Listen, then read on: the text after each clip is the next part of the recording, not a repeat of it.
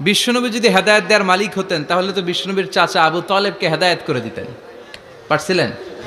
যেই চাচা আবু তালেব বিশ্বনবীকে সবসময় শেল্টার দিয়েছে, বাবার মতো লালন পালন করেছে, সে আবু তালেবের কপালে হেদায়েত জোটে নাই। ইন্তেকালের সময় বিশ্বনবী বারবার বলছিলেন, চাচা একবার বলেন আশহাদু আল্লা ইলাহা ইল্লাল্লাহ ওয়া আশহাদু আন্না মুহাম্মাদ রাসূলুল্লাহ, একবার বলেন, বাকি বিতর্ক করার দায়িত্ব আল্লাহর সাথে আমার।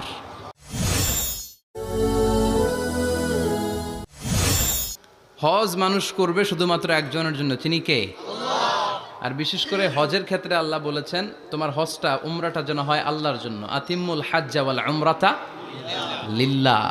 লিল্লাহ আল্লাহ এমনি বলে নাই, কারণ তোমরা আলহাজ লাগাবা, তোমরা আলহাজ লাগাবা।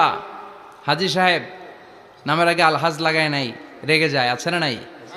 আপনার হজ শেষ, আপনার উমরা শেষ, আপনার সব শেষ, ঠিক কিনা? মানুষ বলতে পারে